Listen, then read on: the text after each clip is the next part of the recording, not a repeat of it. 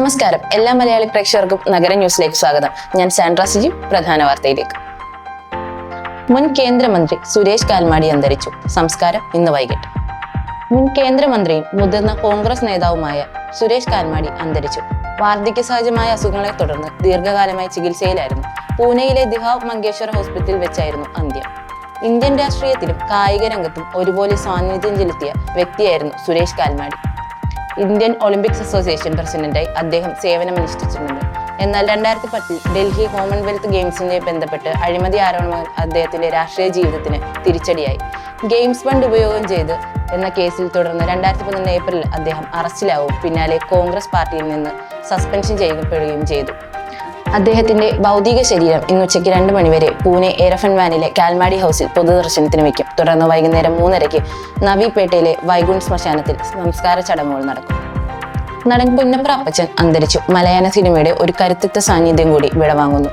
മലയാള ചലച്ചിത്ര രംഗത്തെ മുതിർന്ന താരവും പുന്നപ്ര അപ്പച്ചൻ അന്തരിച്ചു. ജെ അൽഫോൺസ് എന്നാണ് അദ്ദേഹത്തിന്റെ യഥാർത്ഥ പേര്.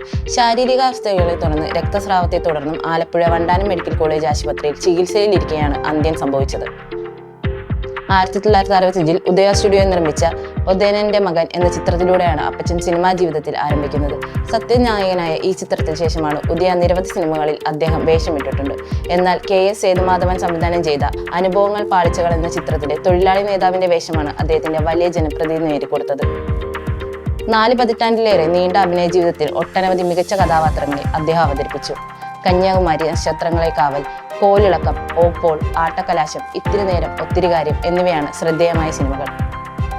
തന്റെ അഭിനയ ശൈലിയിലൂടെ മലയാള സിനിമയിൽ തനതായ ഒരിടം കണ്ടെത്താൻ അദ്ദേഹത്തിന് സാധിച്ചു. പുന്നപ്ര അപ്പച്ചന്റെ നിര്യാണത്തിൽ മുഖ്യമന്ത്രി പിണറായി വിജയൻ അനുശോചനം രേഖപ്പെടുത്തി. ആത്മീയവേദിയിൽ വികാരിതയായി സുധാ ചന്ദ്രൻ. മുംബൈയിലെ മാതാ കി ചൗഹി ചടങ്ങിനിടെയുള്ള ദൃശ്യങ്ങൾ വൈറൽ.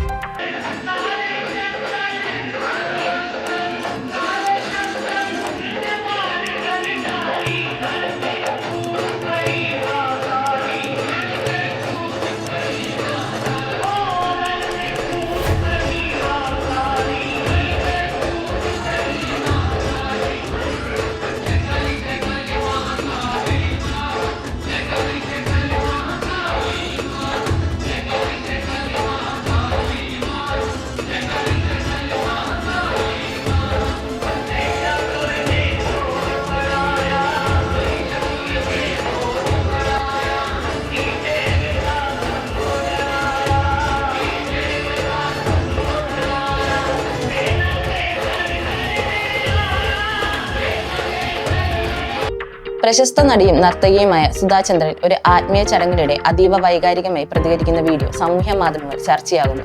മുംബൈയിൽ സംഘടിപ്പിച്ച മാതാ കി ചൗഹി എന്ന മതപരമായ ചടങ്ങിനിടയിലായിരുന്നു സംഭവം. വർഷങ്ങൾ തോടും നടക്കാറുള്ള ഭജന ചടങ്ങിൽ പങ്കെടുക്കാനെത്തിയ സുധാ ചന്ദ്രൻ ഭക്തിഗാനങ്ങൾ ആലപിക്കുന്നതിനിടെ ഭക്തിപൂർവ്വം നൃത്തം ചെയ്ത് നടി പിന്നീട് പെട്ടെന്ന് വൈകാരികയാകുകയായിരുന്നു. പൊട്ടിക്കരഞ്ഞും അലറി വിളിച്ചും അസാധാരണമായ വിധം പെരുമാറുന്ന സുധയെ ദൃശ്യങ്ങളിൽ കാണുന്നത്. സമീപത്തുണ്ടായിരുന്നവരും ഭർത്താവ് രവിയും നടിയെ ശാന്തയാക്കാൻ ശ്രമിച്ചെങ്കിലും അവരോട് താരം രൂക്ഷമായി പ്രതികരിക്കുന്നത് വീഡിയോയിലുണ്ട്. വെള്ളയും ചുവപ്പും കലർന്ന സാരി ധരിച്ച് നെറ്റിയിൽ ജയ് മാതാജി എന്ന് എഴുതിയ ഒരു റിബണും കെട്ടിയായിരുന്നു അവർ ചടങ്ങിനെത്തിയത്. കുടുംബാംഗങ്ങളും ടെലിവിഷൻ രംഗത്തെ പ്രമുഖരും ഈ സമയം അവിടെ സന്നിഹിതരായിരുന്നു. സമൂഹ മാധ്യമങ്ങളിലെ പ്രതികരണം വീഡിയോ വൈറലായതോടെ ആരാധകർക്കിടയിൽ സമ്മിശ്ര പ്രതികരണങ്ങൾ ഉയരുന്നത്. വെനസ്വേലയുടെ ഇടക്കാല പ്രസിഡന്റായി ഡെൽസി റോഡ്രിഗസ് സത്യപ്രതിജ്ഞ ചെയ്തു. അമേരിക്കയ്ക്കെതിരെ കടുത്ത വിമർശനം. അന്താരാഷ്ട്ര രാഷ്ട്രീയത്തെ മുൻനിലയിൽ നിർത്തി വെനസ്വേലയുടെ താൽക്കാലിക പ്രസിഡന്റായി വൈസ് പ്രസിഡന്റ് ഡെൽസി റോഡ്രിഗസ് അധികാരമേറ്റു. തിങ്കളാഴ്ച പ്രാദേശിക സമയം ഉച്ചയ്ക്ക് 2:50 കാരക്കസിൽ വെച്ചായിരുന്നു സത്യപ്രതിജ്ഞ. പ്രസിഡന്റ് നിക്കോളാസ് മഡൂറോയെ അമേരിക്ക തടങ്കലിലാക്കിയ അസാധാരണ സാഹചര്യത്തിലാണ് വെനസ്വേലയുടെ സുപ്രീം കോടതിയുടെ നിർദ്ദേശപ്രകാരം ഈ നീക്കം. അധികാരത്തിലേക്ക് സാമ്രാജ്യത്വത്തിന്റെ വിരുദ്ധ നിലപാടുകളിലൂടെ ടൈഗർ എന്ന വിളിപ്പേര് നേടിയ നേതാവാണ് 56-കാരിയായ ഡെൽസി റോഡ്രിഗസ്. 2018 മുതൽ രാജ്യത്തിന്റെ വൈസ് പ്രസിഡന്റായി അവർ അധികാരമേറ്റു. എണ്ണ വകുപ്പുകളുടെയും ചുമതല വഹിച്ചിരുന്നു. ഹ്യൂഗോ വാഷസിന്റെ കാലം മുതൽ വെനസ്വേലയുടെ രാഷ്ട്രീയത്തിലെ കരുത്തുറ്റ സാന്നിധ്യമാണ് ഡെൽസി.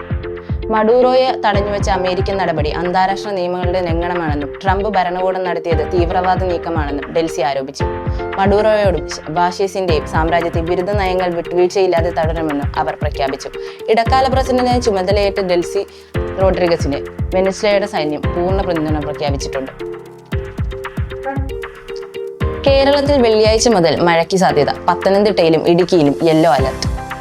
ബംഗാൾ ഉൾക്കടലിൽ ഭൂമധ്യരേഖയ്ക്ക് സമീപം രൂപപ്പെട്ട ചക്രവാത ചുഴിയുടെ ഫലമായി കേരളത്തിൽ വെള്ളിയാഴ്ച മുതൽ മഴയ്ക്ക് സാധ്യതയുണ്ടെന്ന് കേന്ദ്ര കാലാവസ്ഥാ വകുപ്പ് അറിയിച്ചു. തെക്കൻ തമിഴ്നാട് മേഖലയിലാണ് മഴ കൂടുതൽ ശക്തമാകാൻ സാധ്യതയുണ്ടെങ്കിലും കേരളത്തിൽ മധ്യ തെക്കൻ ജില്ലകളിലും മഴ ലഭിക്കും. വെള്ളിയാഴ്ച പത്തനംതിട്ട, ഇടുക്കി ജില്ലകളിൽ ശക്തമായ മഴയ്ക്ക് സാധ്യതയുള്ളതിനാൽ യെല്ലോ അലർട്ട് പ്രഖ്യാപിച്ചു. മഴയുടെ അളവ് ഒറ്റപ്പെട്ട സ്ഥലങ്ങളിൽ 64.5 മില്ലിമീറ്റർ മുതൽ 115 മില്ലിമീറ്റർ വരെ മഴ ലഭിക്കാൻ സാധ്യതയുണ്ട്. വെള്ളിയാഴ്ചയോടെ ചക്രവാത ചുഴി ശ്രീലങ്കൻ തീരത്തേക്ക് നീങ്ങുന്നതനുസരിച്ച് കേരളത്തിലെ കാലാവസ്ഥയിലും മാറ്റങ്ങൾ പ്രതീക്ഷിക്കാം. മത്സ്യത്തൊഴിലാളികൾക്കുള്ള ജാഗ്രതാ നിർദ്ദേശം അറിയിച്ചിട്ടുണ്ട്.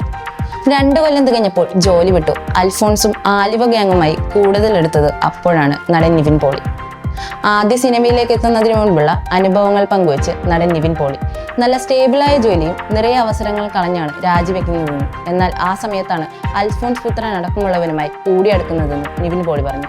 സിനിമയുമായി ഒരു ബന്ധമില്ല, എന്നിട്ടും ആദ്യ ഓഡിഷന് പോയ സിനിമയിൽ മെയിൻ വേഷം കിട്ടുക ഭാഗ്യമെന്ന് നിവിൻ പോളി കൂട്ടിച്ചേർത്തു.